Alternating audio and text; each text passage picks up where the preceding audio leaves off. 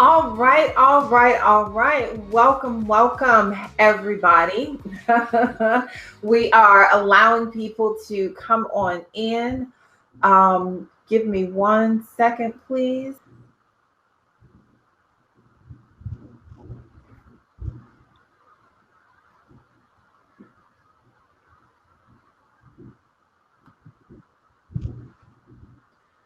All right. Okay.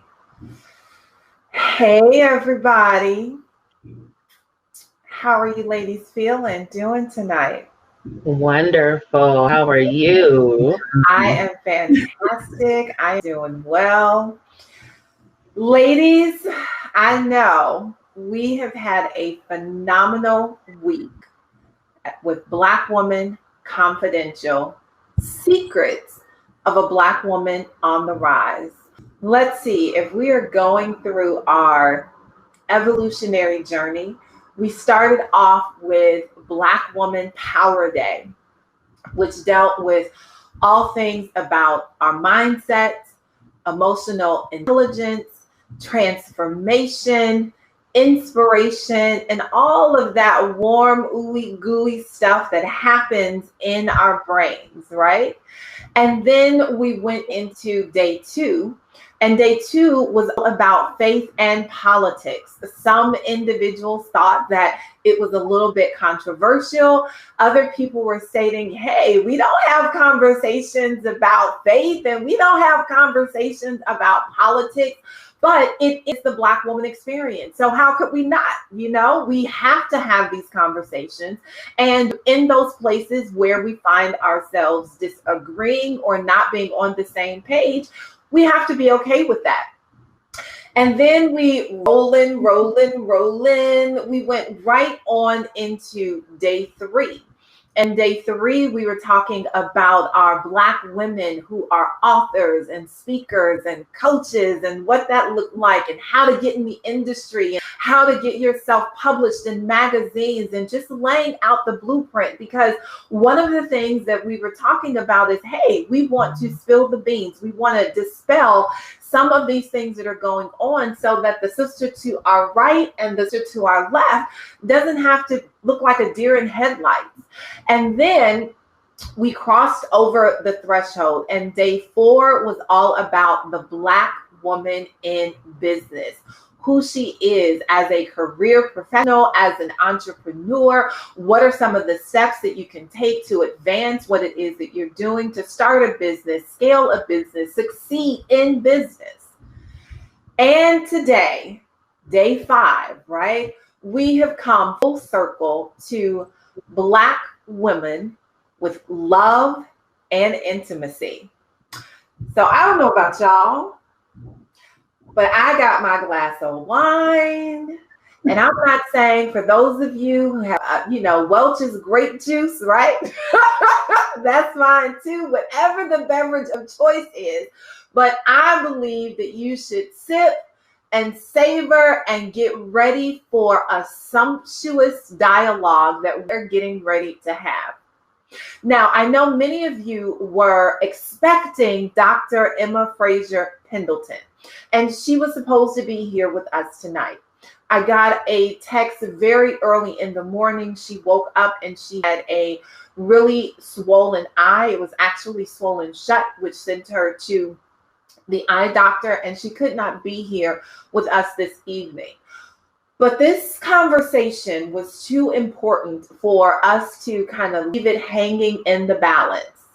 So I did what only a Black woman could do. I called up my girlfriends. I'm like, hey, girl, what you doing? Hey, girl, hey. And they were like, well, what do you need? I'm like, I need some really great conversation. I need it to be real. I need it to be raw. And I need it to be revolutionary, right? Not revolutionary, because we're going to be revealing things about who we are as Black women, the spaces that we traffic in, the diversity in thought, in ideas, in the way that we think about love, in the way that we perform intimacy, the way that we choose to engage in it. So I sent out a text message and I'm like, sugar and spice and everything nice. That's what little girls are made of. But sassy and sexy and all things brassy, that is what Black women are made of. So you have landed and rated B and R. So if you're not prepared or if you're not familiar with rated B and R, that is bold and racy. So if you get a little squeamish, I say go ahead, not the conversation for you. Right? If the kids are in the room, send them to the other wing of the house because it's about to go down with Black Woman Confidential. And these are the After Dark sessions. So ladies, sit back, relax, and we're getting ready to enjoy the ride. So let me tell you all a little bit about who we have here in the room. And you know what? I am sorry. I apologize because I was just so excited to dive into this conversation that I didn't do what I normally do, which is acknowledge everybody that's in the room. So tell me a little bit about who you are. Fiona is like revolutionary. Absolutely. Watch out now, CF Jackson. Yes, indeed. Coco Stanley is like, let's go, let's get it. All right, so let us know that you're in the room. Let us know that you are awake, that you are vibrant, that you are really ready to vibe with what we are about to put down. We've got Cheryl Diane all the way from the Twin Cities, Trinidad and Tobago. Hello, my love. How are you? Love to see you here, Cheryl. Let's see. We've got Black Love and Intimacy Day. So, all right, let's go ahead and get started. So, when we had to make the big shift, right? The big shift with, Emma not being able to be here, I called my girl. I had to get a little West Coast swing in the house, right? And nobody is a conversation starter like Miss Constance Carter. So I called her up. I'm like, hey, Chickadee. I'm like, this is what we got going down. And she was like, well, I may not be an expert in love and intimacy. I only run a show where we talk about love and intimacy on Tuesdays and Thursdays. But I'm not an expert per se, but I think I have a couple of nuggets that I can drop down. Now, in addition to being a conversation starter, let me tell you, my girl is one of those individuals that went from welfare to being a multi-millionaire. So don't sleep on your girl because nobody works harder than Miss Constance Carter. So go ahead and give her some love. She's waving it up and saying hello to everyone. Then next on the docket, I called my girlfriend, Sheila E. Sheila, what's going on? And she's like, what do you need? I said, what are you doing? She said, I'm just at the gym, sweating it out, working it out, making it look good because I'm popping. Because she's a woman who's in full bloom. Let me tell you, right? A woman that is full bloom. See, this is the seasoned kind of flower, right? I love it when Iyanla Vanzant talks about all of the stages in life, and she talks about the olive tree, right? And the olive tree that lives a couple of 100 years, and it's just juicy and succulent, and it just melts in your mouth. Well, Miss Sheila Reynolds, yes, she is Wake Up, Rise Up, Live Up, the founder, and she is going to be here with us this evening, dropping some juicy nuggets. And then I said, okay, let me back it on up a little bit. Let me back it on up a little bit. I need a different perspective. I need a perspective from, say, a currently married woman. And so I called up my girlfriend, Tanya. I'm like, hey, Tanya. She's like, what's going on, girl? I said, I need you to come and have a conversation with my ladies tonight. She said, okay, well, what's going on? I said, well, we are talking about before marriage, after separation, and everything in between. And she said, well, I've never been divorced. I said, well, I know you haven't been divorced, but there's a whole lot of in between that you have done. And she said, well, you got that right. So we have one half of the upgraders, because her husband, Dexter Scott, while we love him, his smushy, gushy chocolateness, he was not invited to the party. So don't be tardy for the party. And we have Miss Tanya Joyner Scott in the house with us tonight. So ladies, when you want to keep it real, when you want to know who you are and want to know whose you are, you call up Miss B, right? Need I say more? Because when I tell you that she can keep it right and get you tight and allow your full voluptuousness to exude not only in the bedroom, but in the boardroom and in the kitchen and beat your face all at the same damn time. I tell you, phenomenal woman, that's me, right? And I just want to be like Miss B. So my girl, Bianca, Miss B. Lee is in the house. So ladies, I'm telling you, we are getting ready to have some fun tonight. You got that right, CF. It's a uh-oh kind of moment. It's an uh-oh kind of moment because we are getting ready to have some fun. So one of the things that I'm trying to figure out how to do is unpin myself right now so we can get everybody all on the same stage. So give me just 1 second, ladies. All right, we got 2. Let's see what we got. We got 3. Okay, let's see. Keep going, keep going, keep going. We got, hey. All right, and, I can only end up to 4 people. Okay, so guess what?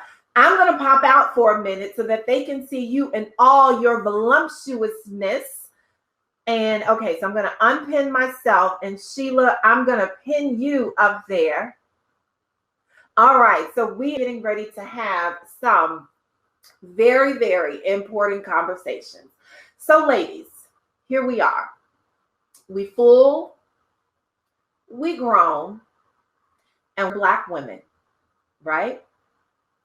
And so when we think about love before marriage or before the committed relationship, I want to know, what were some of the things that you did wrong? I know y'all thought what I was going to say was the right. No, I want to know, what are some of the things that you did wrong before the marriage or the committed relationship? Because we know that not all relationships culminate with marriage, right? There are different ways that relationships can exist. So let's spill the beans on some of the things that we did wrong when we were in those committed relationships.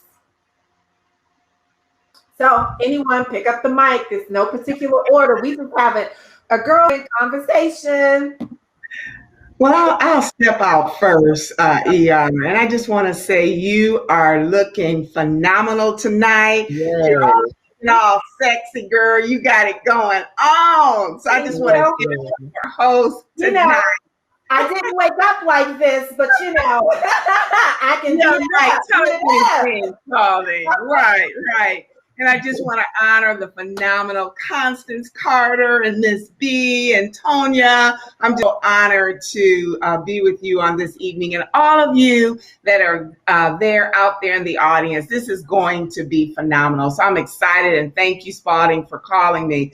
Now, I think some of the things that I did wrong, to be honest with you, was I let some really good men pass up. I passed up a lot of really good men, and I wasn't in a place to really identify them.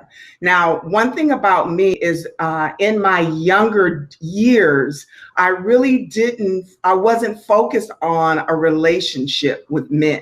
I was heavily involved in ministry. And if a man was interested in me, I probably didn't even realize it and recognize it. And I think that's an issue. Sometimes we can be so extreme in a particular area in our life that we don't make the space for what we say that we want.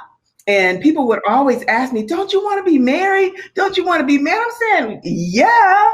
I've always wanted to be married. Why are they asking me this question? It's because I was living a life that didn't seem like I needed anybody. It was me and Jesus all alone. And so I think that was a really significant mistake that I made, because it took away some of my years in really understanding how to be in a relationship. And how to really make a relationship work and be able to really identify it. So if that makes any sense, that's what I feel is a mistake. And I got married at 45. And when I got married, it was kind of like, I had all these classic fairy tale ideas about marriage. And anybody that's been married, there's nothing about a fairy tale. So that's my story, and I'm sticking to it. Well, thank you. Anybody else, or can you relate to what Sheila was talking about? I want to say for me, I got married too young. We were 15 when we got together, 22 when I got married, and I got married before I actually knew who I was. So and I got kids, we have 4 kids, and my daughter's 21, and I tell her all the time, wait.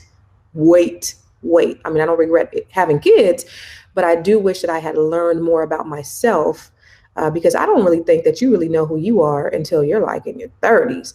You don't really know what you want until you're like in your 40s. And so here I am, 45, separated in the process of getting a divorce. And just thinking back at the things that I had done earlier, and certainly I would have definitely waited until I knew who I was, so that I could have known what I wanted. Mm-hmm. Anyone else?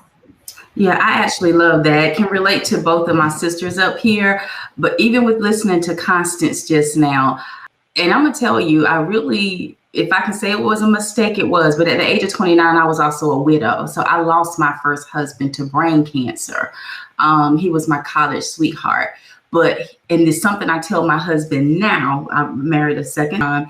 But I let him know, too, when we said yes at the altar, he said yes to someone with some really low self-esteem.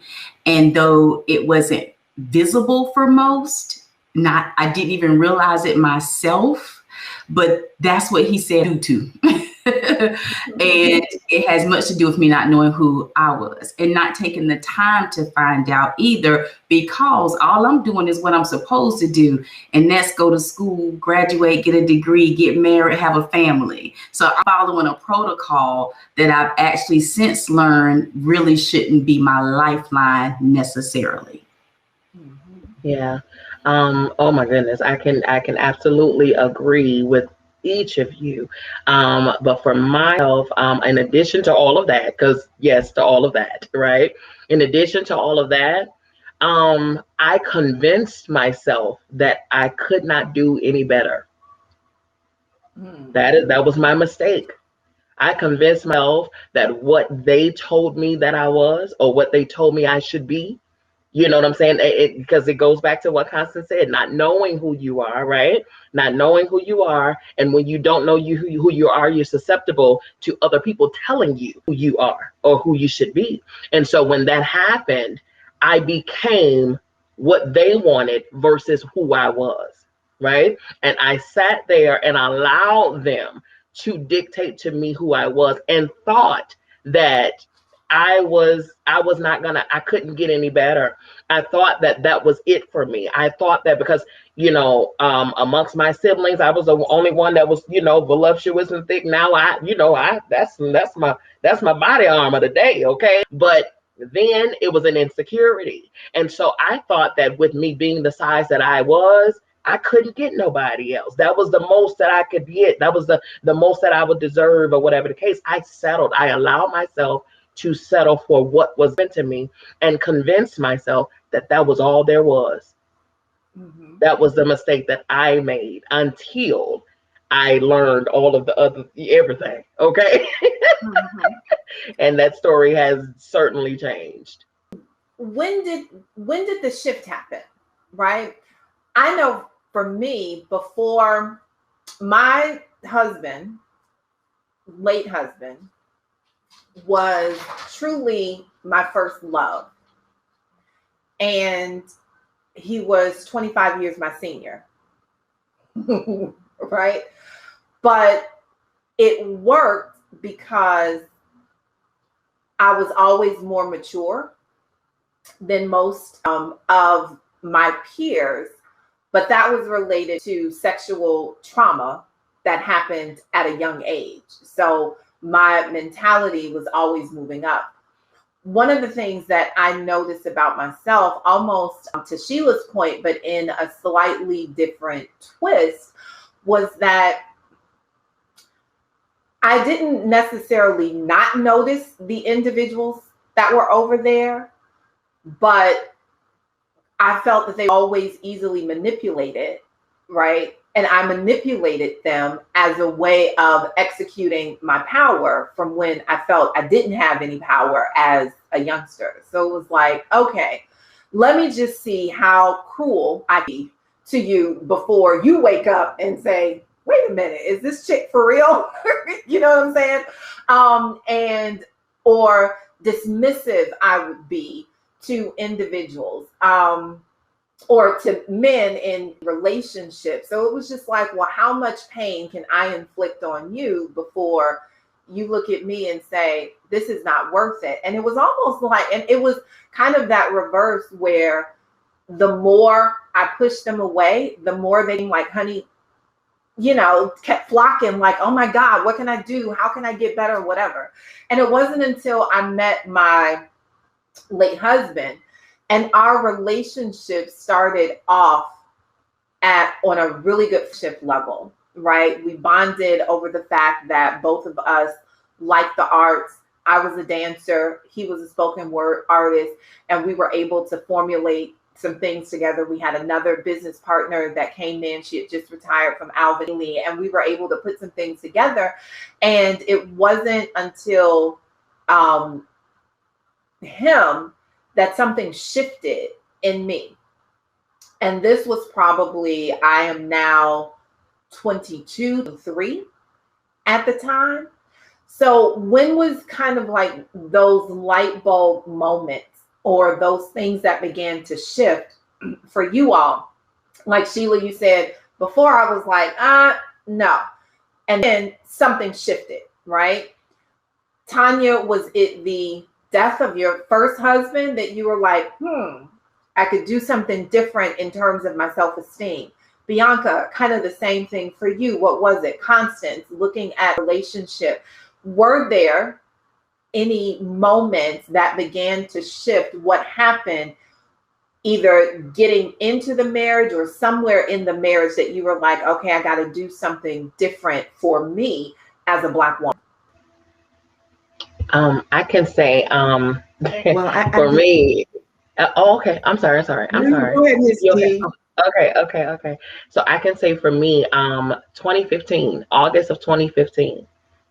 I don't know, but I know August of 2015 was when me and my former husband, we got into it so bad over absolutely nothing, which we all know it's not nothing. It's always a root somewhere in there.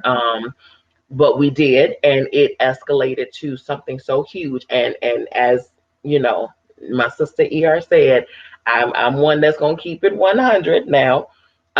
In that argument, I saw myself going to jail. Okay, I did. I saw him on the floor in some blood. Okay, so it visualized, and I said, listen, this, because when you start feeling those things or seeing red, and it's like, okay, then something has got to change. Literally stepped outside of my door, outside of my home, and I stood out there and I looked up, And I said, okay, God, I'm sorry. I know you to be a better God than this.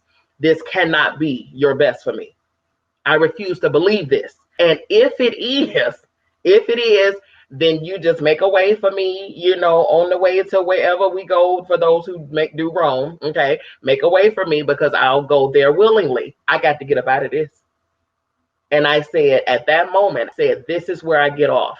I said, if I'm doing something outside of your will, I'm sorry, but it is what it is. I got to get out of here. And I went back into that home and I looked him dead in his face and I said, listen, called him by his full government name. And I said, I love you, but I love me more. I've never said those words outside of my face, ever. I said, I love you, but I love me more. And I said, on our wedding day, we vowed to love, honor, cherish, secure all of the things. And you are the one I need the security from. You are the one I need protection from. I said, at the end of this day, I need you gone. I need you gone. And I literally said, I don't ever want to see your face again. And for 3 years before we entered the courtroom for our actual divorce, I never saw his face. I needed that because if I was there another moment, for me, for my future, for my peace, for my freedom, for my happiness, for my joy, I had to leave at that moment. He had to go at that moment, not another second, not another day, not another with Smokey Norfolk, not another second, not another minute, not another hour. I need you to leave now, okay? That was my breaking point. That was my break. And I kid you not, I was another moment, another push. I literally visualized myself ending him, me, the life, whatever. And he's, don't get me wrong, love God's people, but he wasn't worth my life. He wasn't. Yeah. Mm-hmm. That's powerful, Miss B. Glad you made that decision for yourself and him too. I think my turning point, actually was just I was getting older, and so I'm saying I want to get married, but what am I doing to make the space, and allow that to happen, so I had to make a decision to do things differently and to be open, to be more vulnerable, to do the things that were uncomfortable for me, because I was used to, being me, being in leadership, being in charge, because I like to be in charge, and so just, learning how to try to, be open and be available. And I think was my turning point, that because it was something that I got tired of talking about, praying about, wishing about. What is it that I can do that can provide an avenue so that the blessings can come to me? Powerful. And even as I listen, I'm like, wow, it's so amazing to me because everybody has a story and even a process, right? For me, you asked turning point, I had to expose some things. I had to acknowledge my own issues. That was major for me. With that being said, I had to give my husband now even permission to love me because he was trying and I was pushing him away. So when you don't feel good about yourself, there's nothing anybody can say that's okay. And even when things are being released, and honey, I would be a processor. So I'm a process and I'm thinking, I want to really figure out what you really trying to say. Mm-hmm. And not just take that statement, the comment, because I didn't feel it for myself. If you're anybody who doesn't know how beautiful, wonderful you are, yourself, you have to love you first. And when you don't, you put everybody on guard. I can think about getting compliments. Don't even know how to say thank you. And then sometimes can get a compliment and think, what you trying to get from me? And so all those types of things be me. But we've gone through the process to the point where then Tanya, like I said, I had to get to know myself. I had to first know to love myself, not compare myself, all those types of things. And then I was able to start doing that within my marriage when I was able to confess and admit that I'm not even allowing this man to love me. And I'll tell you this, my oldest daughter is from my first marriage, but it's kind of hard. It's our daughter, just seamless here. But when she graduated high school, the family came in from my first husband, my late husband. And that's a whole nother story right there. Okay. But I had my guard up because I lost my husband in 99 and I remarried in 2021. So I was a little embarrassed as well to have met someone and now love someone to get married. And I did feel like I should. So I bore all, so that came on top of everything else. But my sister-in-law came up, she just took me to the side and she said to me, because she had been divorced, found someone, and she was in love. And she said, if your husband treats you half as good as mine treats me, she was like, Tanya, just congratulations. And it took me hearing that from her that I exhaled, honestly. And that's when I really began to let my husband, now his name is Dexter, let him in.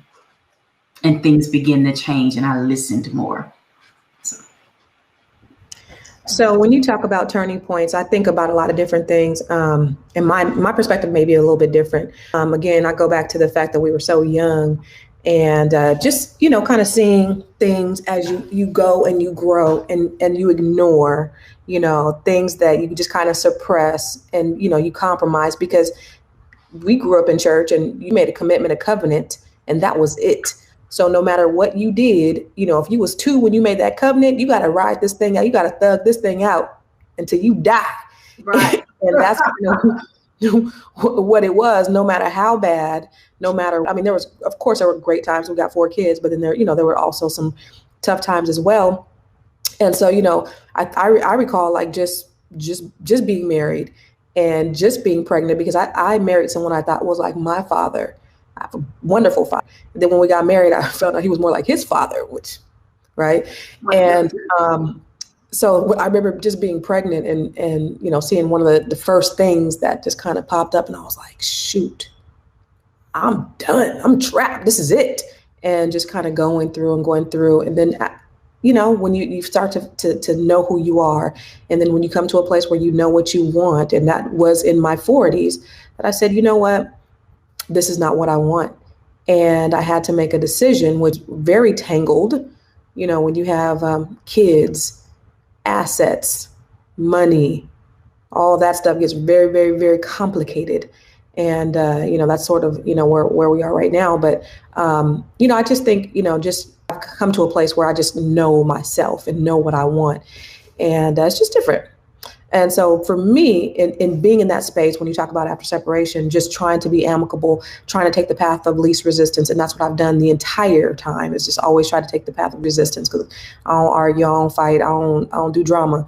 So, it's just, those are challenging times, and still trying to do that because you're trying to cover your children. You're trying to, put everything in a bubble. You're trying to keep everything afloat, because when you're the one keeping everything afloat, you're just trying to just make everything just kind of stay the same. And for me, it's that part has been really difficult. But I'll say the turning point, really where I had to make the shift, where I had to say, this ain't what I want. And that was probably one of the hard things for me. Mm-hmm. How do we reconcile what it is that we want with what we have either grown up knowing was right or wrong, right? Because for many of us, faith plays a big part of who we are. And as Constance was talking about that covenant, when you enter into it, it's like, this is what it is. How do we begin to reconcile that? I know that was a difficult decision for me, because my late husband and I were separating when he passed away. And so I know that there were a lot of feelings of guilt behind that, because I was saying to myself, like Bianca said, when I looked out at my life, I said, 10, 15, 20 more years of, or do I take my chances and say, okay, you're getting ready to hit 30 and you can try something different. And then he got sick. And so it was, the right thing, if there is a right thing to do, the right thing to do would be to be there, to love him, sickness, health, all of that kind of stuff.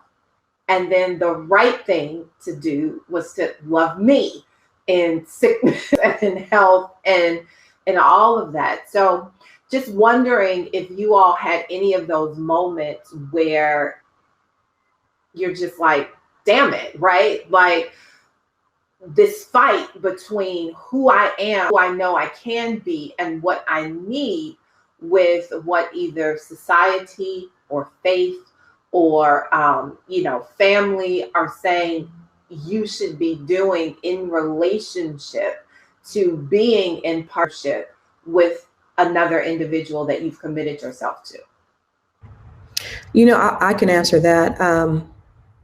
It's all of those things that are contributing factors, right? Faith, family, society, all of those things. And when you talk about, going back to the covenant thing, you knowing that this is what you're supposed to do because this is what you're supposed to do. But also I looked at my childhood and I seen things that my parents did that I didn't want to repeat. I was determined to create the life that I always wanted growing up.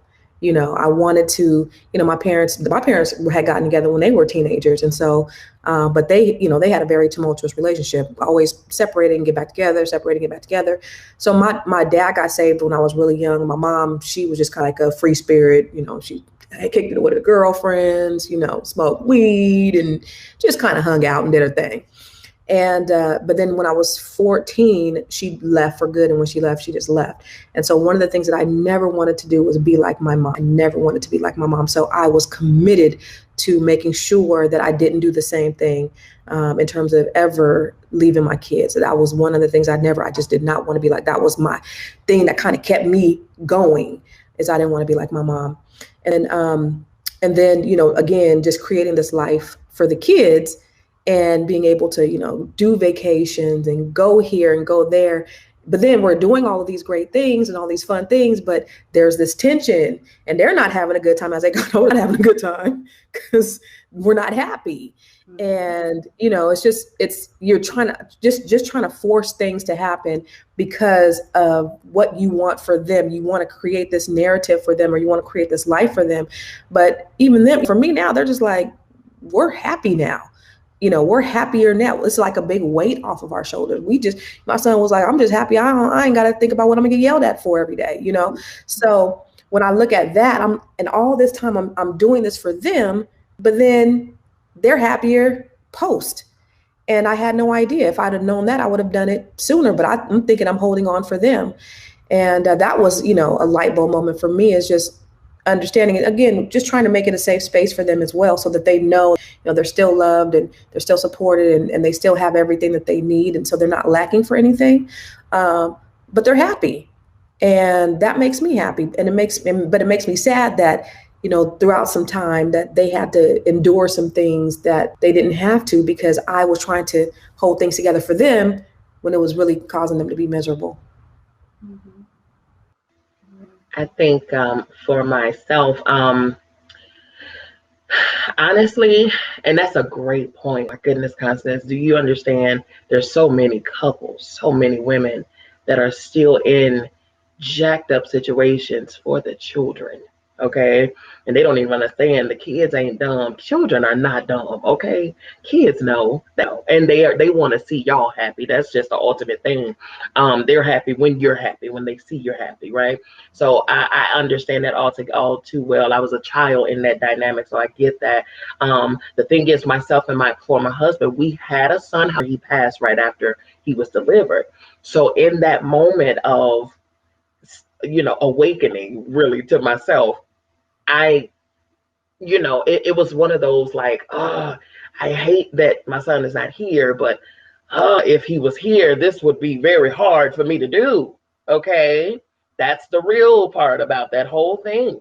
Like, man, because I've seen the tug of wars and all of this stuff when you're dealing with separation and divorce. I've seen that happen with the children involved. And I was like, listen, son, I so want you to be here, but I'm so glad that you don't have to deal with this. That was a real moment for me.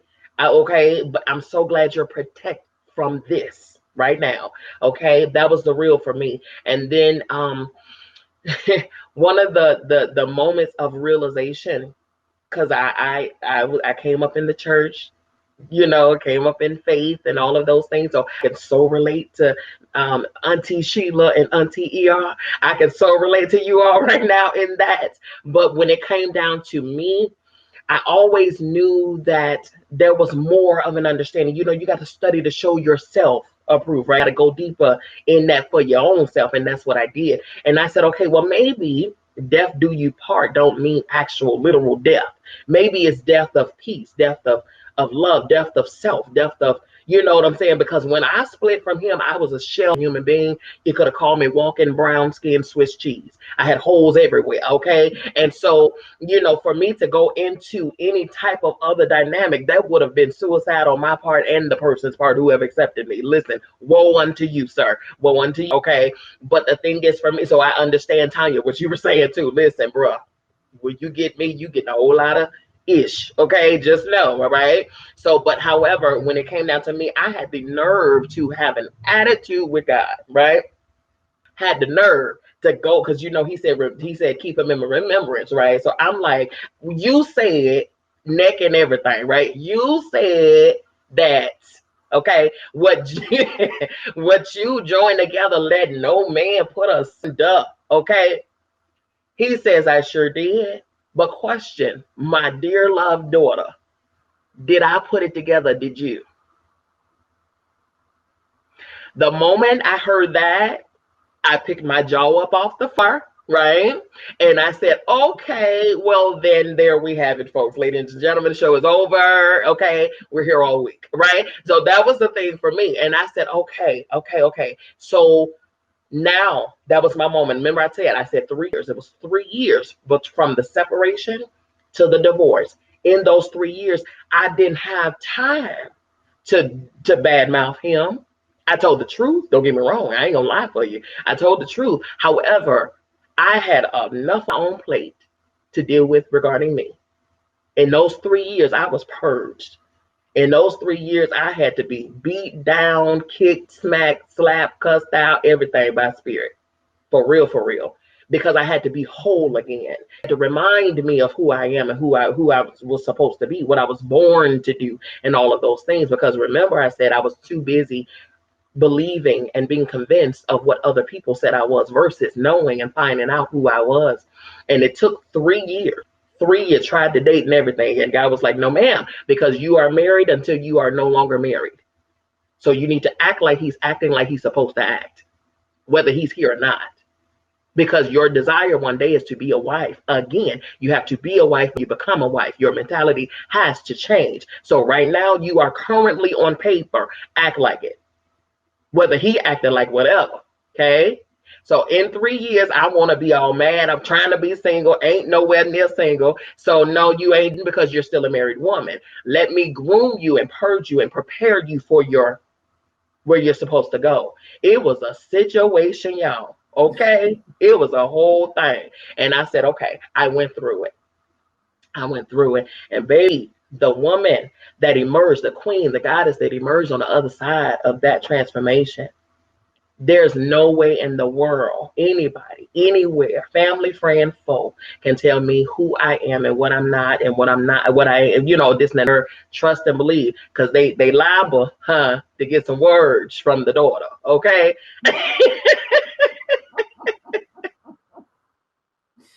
And that winds up being a perfect segue, Bianca, because I believe that Black women in love are the most powerful beings to walk the face of the earth, right? And that love initially comes from within. Like when you are in love and you love yourself, right, then that then opens up the portal for all of this other stuff to come in, right? Being able to love your children, being able to love a partner, being able to love your girlfriends, being able to love the life that you're living, being able to love everything else, because all of that other stuff is, that. So knowing who you are today, I want to know, what is it that you love about yourself? Right? The inquiring minds want to know, because I don't think we do enough of that, right? We don't do enough of celebrating who we are and what we love about ourselves. We are really good at, I don't look good. This a little, whoa, COVID did. But what is it that you love about yourself? So Tanya, I'm gonna go to you first. And you would, wouldn't you? I know, because you were sitting over there, you were processing. And I'm like, I ain't going to give it no time to process. You just going to have to come with the good right about now. Because I'm sitting here, when you said, I said, boy, I tell you, that is the toughest thing. I was with somebody earlier today doing, just a little conversation coaching happened, and even to get her to do it. But you're right, we can just go there to find everything wrong. But what do I love about myself? I love the fact that I'm a nurturer. I love that. I love my voice. And I've come to know and even love that. All right. I love what I love about myself. I love being a friend. I love people. And I don't know if I'm even getting a little bit off because I made that external, but I'm going to tell you why that came to my mind. People matter to me. I love that about myself. I look for that. If I see you, as an example, I'm in the airport, they're in there cleaning the bathrooms. I look them in their eye. I say hello. I say thank you. I love that about me. Mm-hmm. I love the way that I create. I love my ideas. And this is an area that Tanya has grown in. All right. I'm going to tell you, Holy Spirit just dropped. He said, and that's why I can do it better now. Because I'm acknowledging gift myself and embracing it. Mm-hmm. So one of the things, even when I spoke today, that's my thing. I say knowing and embracing her. It's big for me. So once I got to a point where I begin to understand my value, and I begin to also embrace that value, things begin to change in my life, where I became a Black woman on the rise. Mm-hmm. So I love those things. Because there's that value. I want you to specifically, what is the value that you bring? The value is, my thing is I matter. My opinions matter. My differences are beautiful. When I listened to my sister, Miss B right here, and I was like, for me, I look at myself now, there's this big, huge mirror in my room, right? And you can't walk in my room without it seeing you and you seeing it. So I can now walk by the mirror and I would look, and prior to even coming out here to be with you, I stopped and I paused and I put my hands on my hip, this way, and I looked and I smiled.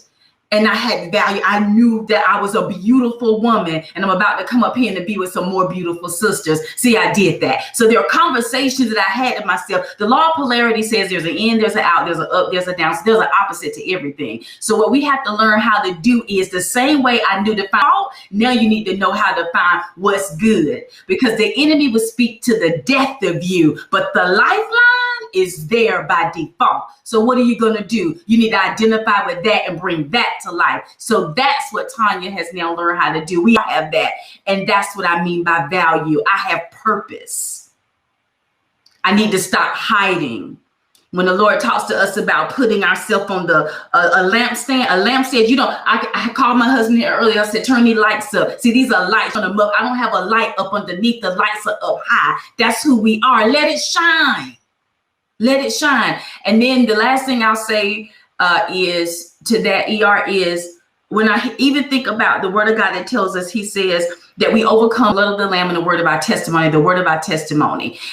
When we opened up, everybody shared. There was a testimony given. That's a lifeline. That's a light. That's value. But if you don't even understand that about yourself, the enemy will use it to bring you to a place of nothing, opposed to allowing it to do what it's supposed to do, and that's to empower you. Because even as I listen to everybody, all it's doing is fueling me. Mm-hmm. And that's what our stories do. So we have value. Love it, love it, love it. Sheila, you know I'm coming over to you.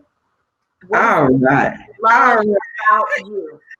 Well, you know, one thing that I really like about myself is that I love myself unconditionally. You know, the good, the bad, the ugly. And I'm able to forgive myself and have compassion for myself. And as a result of that, I can do that for other people. I love that I see the good in people, even when you can very hardly find any good. I can see the good in that person and be able to draw that out of them. You know, I love my strength. I love my femininity. I love my softness. You know, how I can just kind of, you know, be sweet and sexy and, you know, and make that happen. And then I love my strength. I know how to rise up and I know exactly who I am. And I'm not ashamed of it, but I don't have to be in the spotlight at all. I can sit in the cut and I can still be just as strong and just as powerful and just as courageous as the one up in front, because I don't need that. I just like myself because I am comfortable with just being me. I desire to be married. Always have desired to be married. But if that doesn't happen, which I'm not declaring, because God, I'm aligning my words with you. And you already told me that you got somebody for me. So I'm sticking with it. But I love myself and I love being with myself. And I think those are some of the wonderful things about me. And I love taking care of myself, you know, and I'm not afraid to say no. I'm not afraid to carve out that time for me. So I think that's enough. And I want to make sure that the individuals that are listening to this, you know, kind of fireside chat, as I say, that you all are not exempt. I want you all to begin to put in the feed also the things that you love about you, because these are important in order for us to fully step inside of our power. We have to acknowledge it and acknowledge it out loud, right? Not just when we get in those secret places. And this is what I love about myself. And you're having these mental dialogues.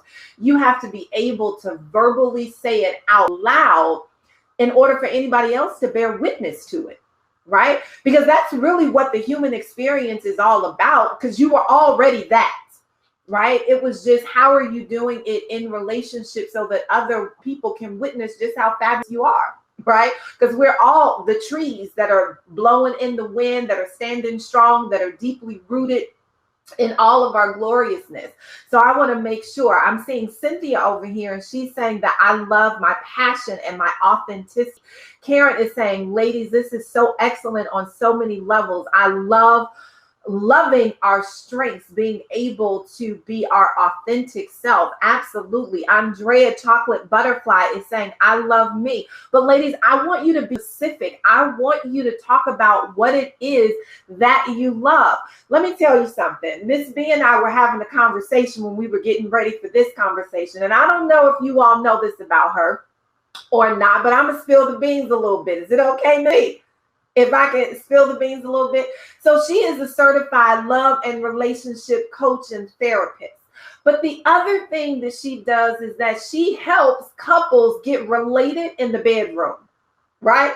Now, ladies, if you're afraid to say, I want you to touch me here, nibble over there, I like it when you do it right there, right? And so we have to be comfortable with our own voice, and we have to be comfortable with specificity around what it is that we want, who we are, and how we show up in the world. So this is why this, call it an exercise, if you will, about saying what it is that you love about yourself, to be real specific and not general, right? It's not just, I want to be married. I want to be married to whom, with what value, showing up in alignment with X, Y, and Z. And I want that because this is who I am. This is what I bring to the table. We need to know your recipe. Right? I mean, we are sisters on the rise, right? You can't tell me how to make the dough rise if I don't have a recipe, if I don't have the flour, if I don't have the baking soda, if I don't have all of the ingredients to know what I'm supposed to be mixing together, when I'm supposed to be mixing it together, and what quantities I'm supposed to be mixing it together. I'm never going to get that special brand of you. So right now we are asking for that special little sauce called you. What little secret sauce that you bring to the table? Is it sweet and sour? Is it hot and mild? I don't know what it is. All we know is what it is for us sitting up here, and now we asking for what it is for you. So, all right. So I love me. I had nothing. And now when I have so much money, I love serving. I love being compassionate. Thank you, Reverend DuPont. Absolutely. We want to know. Andrea is saying, I love being vibrant and smart and full of joy. Yes. Cheryl Diane is saying, I love the fact that I love other women and never try to put them down. I love my boldness. Yes, that's what I'm talking about. All right. Miss Carter, what do you love about yourself? My booty. Woo! It's nice. It's round. That's why I love good in dresses. Looks good in jeans. For the boys. Come on. Wait a minute. I thought she had a picture come over for Black and Iconic, and she was in this baby dress. I was like, there is a heaven. I was like, there is a heaven. I was like, look at that up in the sky. And that baby, oh my goodness. I mean, breast was sitting perched up, waist was snatched all in, hips coming. I was like, what? Oh my. Exactly. But yes, I love your booty too, Constance. Go ahead. You are crazy. That was a joke, but I do love my booty though. But I would say what I love about me is I love people, and people say it's to a fault. And I'm not being general here, but I have people around me that say, you love because what I do is I just love everybody until I don't, then you're dead to me. So I give everybody like the benefit of the doubt. I love you until you do something to make me not love you. And so, but it's good because I have people around me that have to watch, because I'm not that person, because I can let everybody in. I give everybody the benefit of the doubt. But I love that about myself. I love that I love people so much that I'm willing to see the best in them. I'm willing to, it's not always a good thing, but I look past some things. And so I love that about myself. I love that, that I'm an executor. Like I execute on some things. I don't sit and let no grass grow under my feet at all. If I have an idea, I'm on it. I love that about myself. Even if it's a stupid idea, I'm going to do it. I love that about myself. I love that, one of my love languages, my top love language is words of affirmations. So I say, I love you all day to my kids. I love the fact that we have so much love in our family, and my kids know how much I love them, and the people around me know how much I love them. I also love the fact that I show up, regardless of going through, I show up anyway. You wouldn't know what I've had to go through because I show up and I do what I have to do. Now, I might be a wreck later on, but I'm gonna show up anyway. And so I love the fact that, I'm not afraid to show up anyway. And I love speaking in front of people. I love speaking and talking and inspiring and motivating people as well. So that's it for me. Ms. B. Now, y'all do what y'all asking for here now, okay? Know what you're asking for, okay? Now, I absolutely love, first of all, I love us. How about that? Can I start there? I love all things brown. I love all things chocolate, up, all things melanated, all things us, okay? From the kings and the queens. I love it all right? Black children, the whole 9 yards. I love my boldness. I love my confidence. I love that I am not scared of nothing. No man, no thing, no place puts fear in me at all, ever. Okay? I love my body. I love my heart. Okay. I love how I love. I love how I say how I love. All right. I love my voice. I love my throat. I love that one thing that used to get me popped in the mouth when I was a child. That's one of my prized possessions. Okay. I love the fact that I say what I feel. I say it in the moment that I feel it. I don't linger it. I don't hold on to it. I speak it right then and there because I owe that truth to me. Okay. I say that there. I love my how I adorn myself. I love my temple. I love that I care enough to adorn myself. I love my look. I love that I don't look like nobody else. Hello, somebody. I love that my fingerprints is mine and not another person on the face of this earth got the same set, huh? You know, I love that. I love that about me. I love my voice. I love my walk. I love my talk. I love, I just love, listen, okay? Because it's about to go borderline conceited, okay? I love everything I love everything. I love that God thought enough of me to make me. I love that he thought for me to breathe air into my body every single day.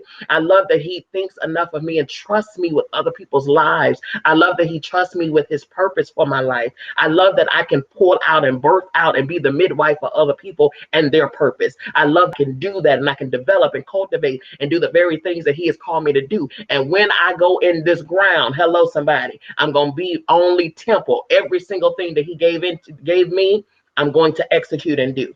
I love that. I'm certain about it. I'm constant.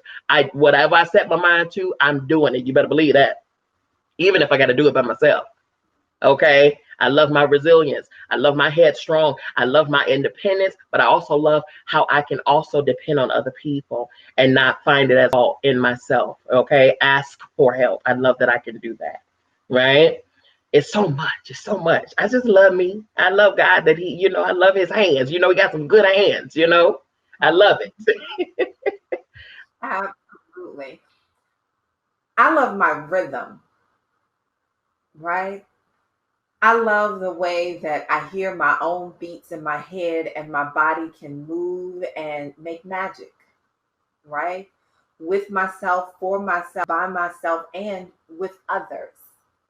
I love the fact that he knew me in the womb. And I love even more that I know me outside of the womb. And it took a moment to get there, but I love the fact that I love that and know that about myself. I love the fact that my heart is to support and to help and to elevate others. I love this forum. I love Black Woman Startup and the birthing that it had in me. I love Black Woman Confidential and being here to support sisters on the rise. I love the fact that I am sexual. I love the fact that I am sensual. I love the fact that I love being in love with myself. I love the fact that I can love others conditionally, right? I love the fact that I don't think like everyone else, that I see the world slightly off kilter and it has that only unique brand of Spalding that can be put on it, right? I love the fact that I love music and all that it can bring. I love the fact that I can enjoy classical music just as much as I can get down with a little bit of trap music, right? I love the fact that I can go in and out of spaces and never be not noticed. right? There's some people who blend into the background, and even when I'm trying, I always get pulled to the forefront.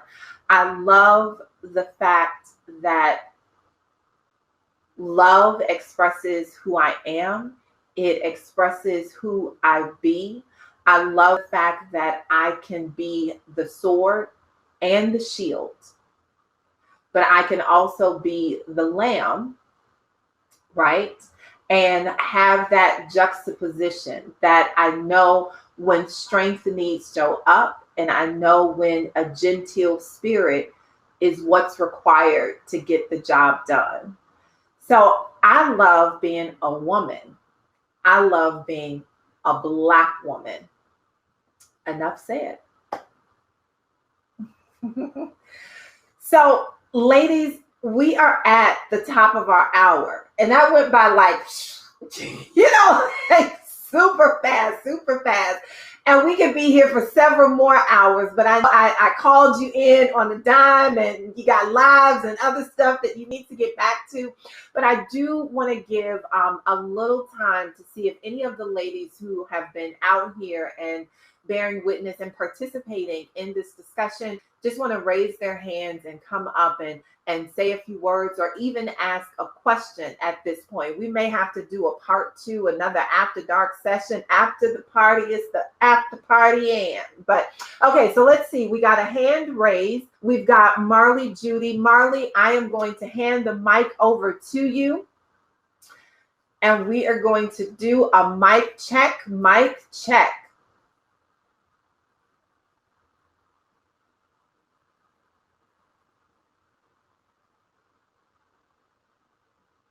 All right, let's see, let's see. Okay, here we go.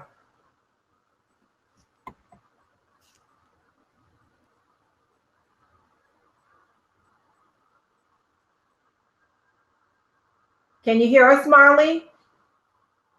If you're speaking, you may be on mute. Okay, we can hear you now. Yes, ma'am. Well, it was a mistake that I had my hand raised. Okay.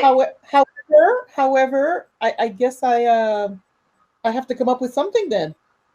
But it was a mistake. What can I say? Thank you, ladies, for being here. I'm actually out of Montreal, Canada.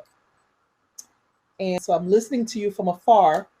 And it's been wonderful listening to this. And what can I say? You know, I run a support group with Black women in Montreal. We just started running it about a few months ago.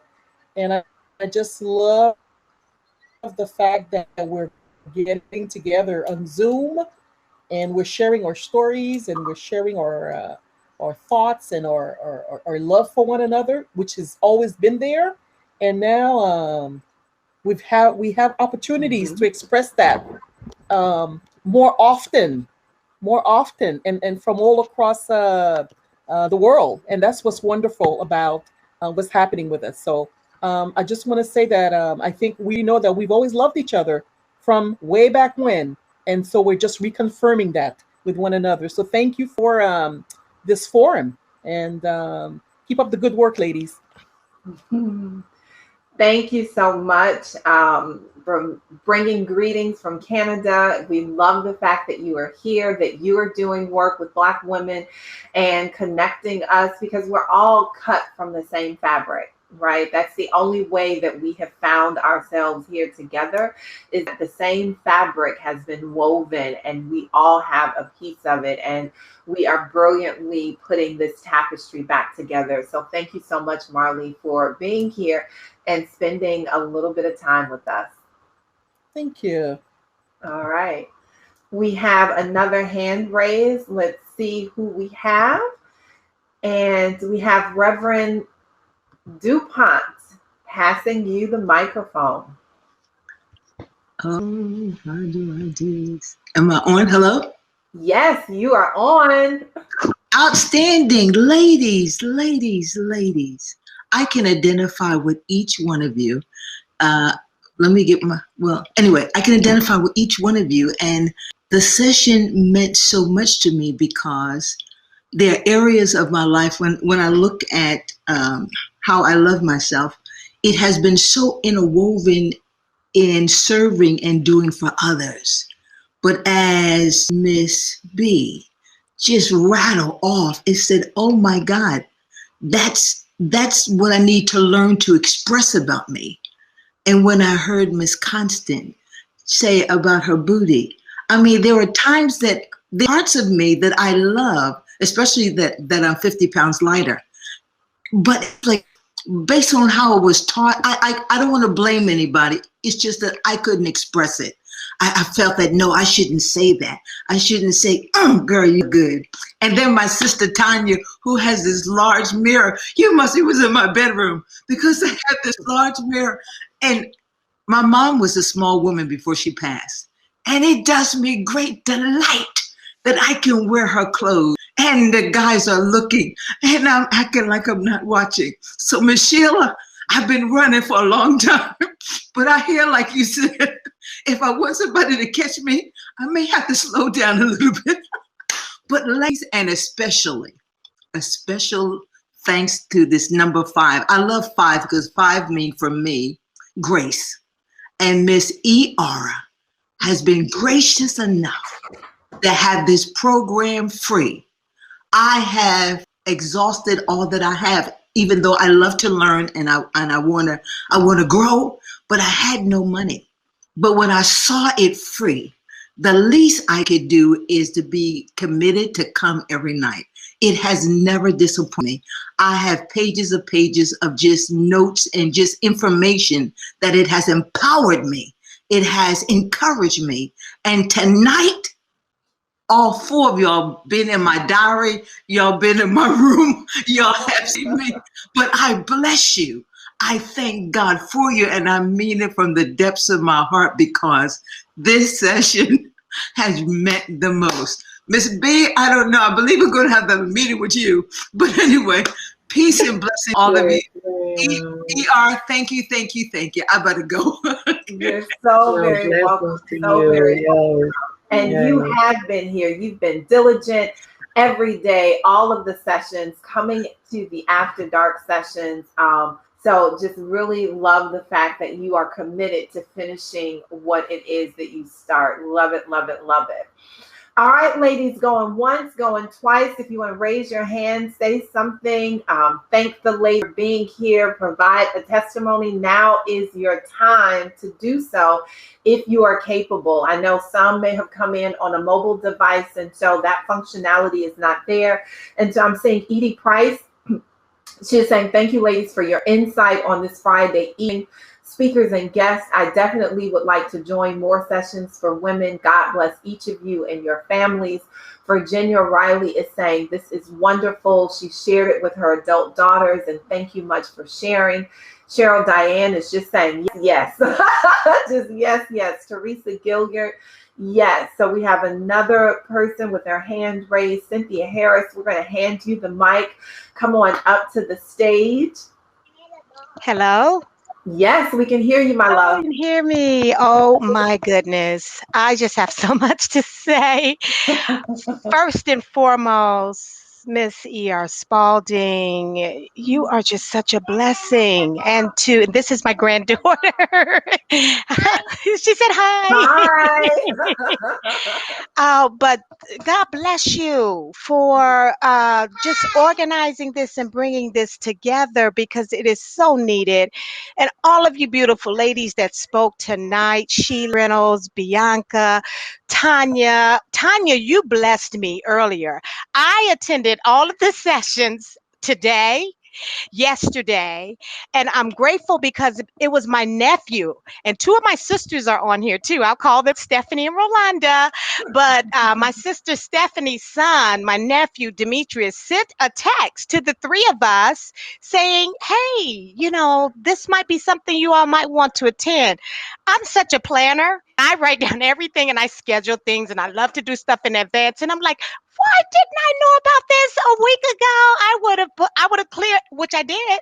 I cleared my schedule yesterday and today, and I've just been so blessed, and I am just so thankful for the opportunity, all of the ladies that shared, that spoke. This has been life-changing for me, and I am just so full even right now because it has it just really was so enlightening. Everything, all of the sessions I gained such, and I am going to apply so much of it.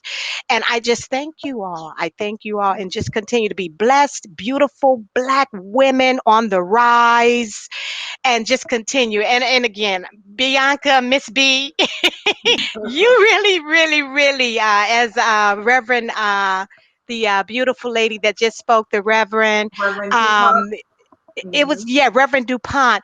Uh, that was a struggle for me too, to just be able to say those things out loud. And then I think Constance, she dropped off, but I like my booty too.